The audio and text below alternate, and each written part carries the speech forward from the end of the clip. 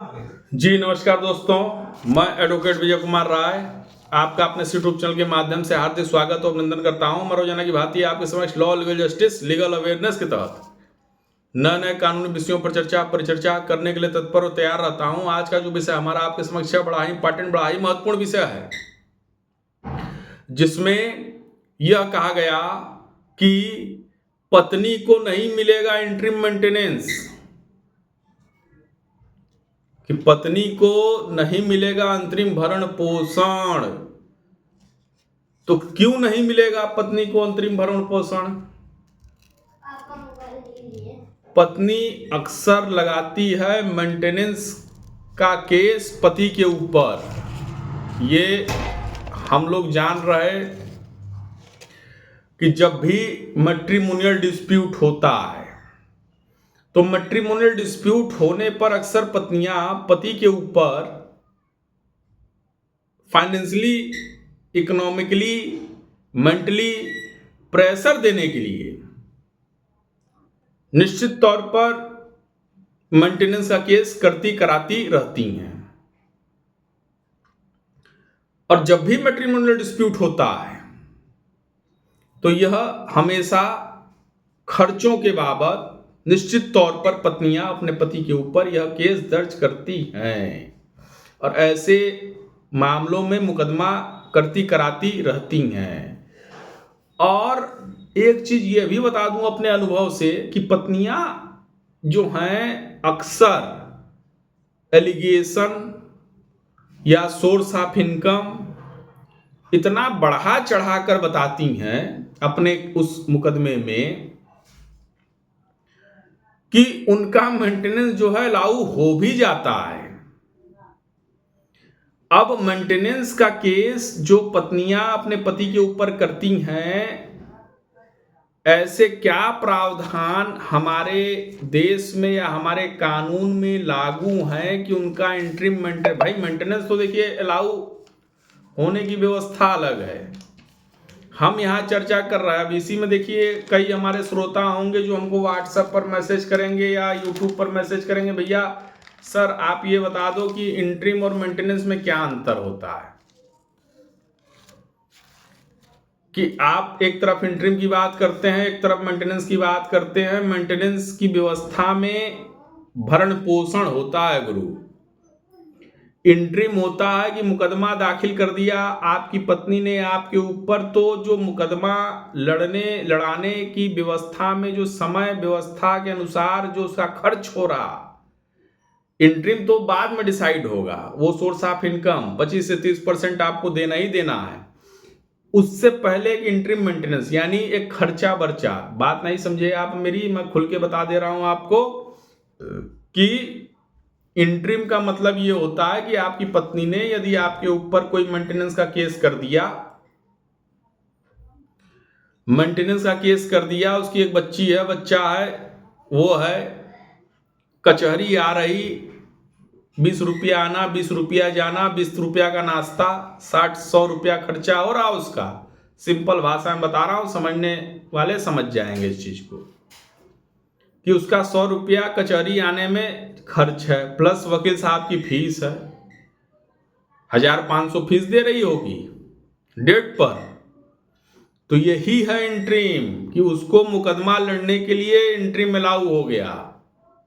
इसके बाद मेंटेनेंस तो बात की बात है कि वो क्या अलाउ होगा क्या नहीं अलाउ होगा। अब हमारी टॉपिक जो थी कि इंटरिम पत्नी को अलाउ नहीं होगा, ऐसी क्या प्रावधान है हमारे कानून में, ऐसा कौन सा नया जजमेंट आ गया जिस पर हमको ये मजबूरन वीडियो बनाना पड़ गया कि नहीं, जो है ये श्रोताओं के लिए अच्छा है, जो पति हैं उनकी व्यवस्था में अच्छा है।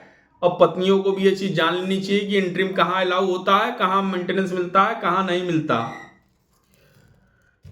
तो अब इसमें एक चीज ये है कि आपका साधन है, यानी पत्नियों के पास एक साधन है इंटरिम मेंटेनेंस और मेंटेनेंस। वो चाहे घरेलू हिंसा के मुकदमे में हो, वो चाहे हमारे पुराने 125 कानून जो वर्तमान 144 हो गए उसमें हो। तो ऐसे कंडीशन में पत्नी नहीं ले पाएगी मेंटेनेंस। Interim maintenance. तो मेंटेनेंस के लिए तो हमारे पास सुप्रीम कोर्ट, हाई कोर्ट के कई जजमेंट हैं जिनकी चर्चा मैं हमेशा करता रहता हूं और हमेशा बताता रहता हूं उन मेंटेनेंसों के बारे में। जो सुप्रीम कोर्ट, हाई कोर्ट के जजमेंट है उनका हवाला देना चाहिए आपको अगर मेंटेनेंस अलाउ नहीं कराना है अपनी पत्नी से। अब इंटरिम मेंटेनेंस यहां लागू होगा कि नहीं होगा, यही बहुत बड़ा प्रश्न है। तो पत्नी के पास यह बहुत बड़ा संकट होता है कि वह पत्नी का इंटरिम मेंटेनेंस अगर नहीं लागू हो, यानी पति के पास एक इस व्यवस्था में बड़ा ही एक सिस्टमेटिक ढंग होता है कि मेंटेनेंस के लिए मान लीजिए पत्नी ने मुकदमा पति के ऊपर दर्ज किया, उस व्यवस्था में पति ने पूरे साइटेशन खोज लिए, उस व्यवस्था में पत्नी ने अपनी पूरी व्यवस्था बता दी, मेंटेनेंस अलाउ नहीं हुआ। लेकिन इंटरिम मेंटेनेंस के लिए पति क्या करेगा? पति के पास ऐसा कौन सा अस्त्र है कि इंटरिम मेंटेनेंस उसका अलाउ ना हो?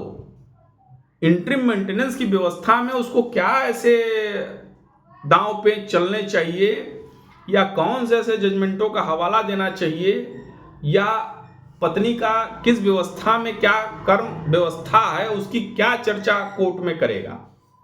तो इसी पर मेरा आज ये वीडियो है।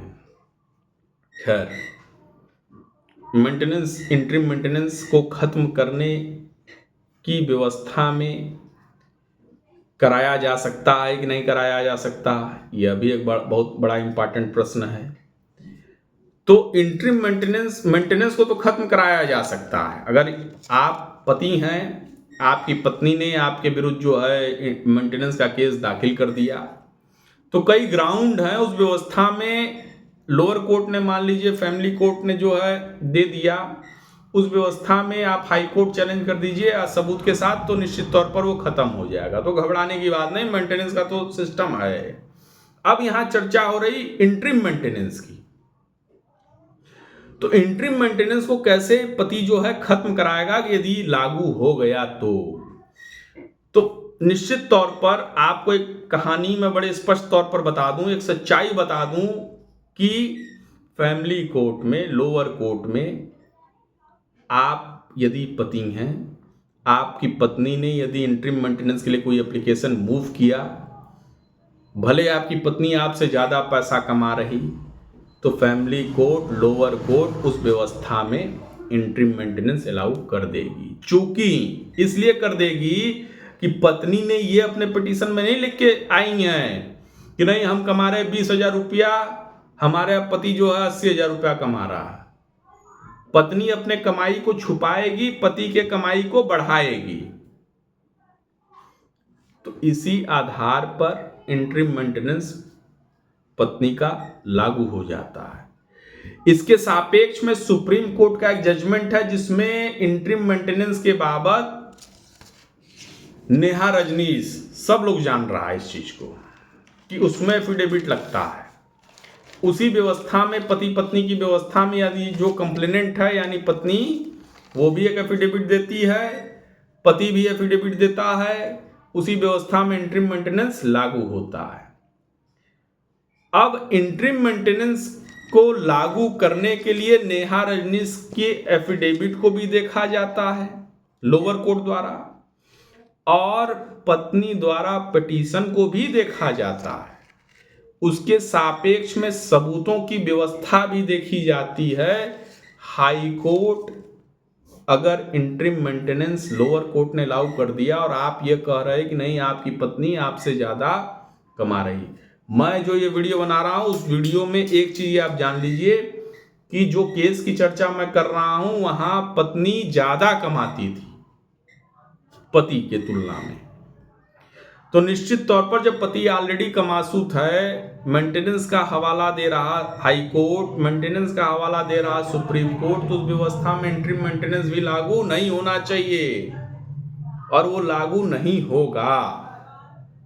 तो ऐसी ही व्यवस्था के लिए जहां उसके पति की कमाई 50,000 रुपया महीना है, उसकी पत्नी की कमाई 80,000 रुपया महीना है, तो उसमें इंटरिम मेंटेनेंस कोर्ट ने नहीं लागू किया। और इसमें क्यों नहीं लागू किया यह भी जान लीजिए कि पत्नी खुद ही कमा रही, खुद ही कमासूत है, और उसी व्यवस्था में पति भी कमासूत है, लेकिन पति की इनकम जो है, सोर्स ऑफ इनकम जो है, वो पत्नी की तुलना में कम है। तो इसीलिए पत्नी की व्यवस्था से इंटरिम मेंटेनेंस अलाउ नहीं हुआ। ये हाई कोर्ट का जजमेंट है। यदि आप लोग को जजमेंट के व्यवस्था में जानकारी चाहिए, निश्चित तौर पर आप हमसे अपॉइंटमेंट बुक कर सकते हैं, हम आपको जजमेंट की कॉपी व्हाट्सएप कर देंगे। यदि कोई मैट्रिमोनियल डिस्प्यूट यानी एनी कोई लीगल डिस्प्यूट हो रखा, आपको कानूनी सहायता चाहिए, उसके लिए निश्चित तौर पर आप जो है हमसे संपर्क कर सकते हैं, फ्री ऑफ कास्ट। उसी व्यवस्था में हम लोग आगे बढ़ते हैं। यदि यह वीडियो हमारा आप लोग को पसंद आया हो तो कृपया करके इसे लाइक सब्सक्राइब जरूर करें, ताकि फिर एक नए वीडियो के साथ मैं एडवोकेट विजय कुमार राय आपके समक्ष प्रस्तुत हो सकूं। यदि आपने हमारा वीडियो पसंद नहीं किया, सब्सक्राइब नहीं किया, तो कृपया करके इसे लाइक सब्सक्राइब जरूर करें, ताकि फिर एक नए व्यवस्था के तहत मैं आपके समक्ष प्रस्तुत हो सकूं। जय हिंद, जय भारत।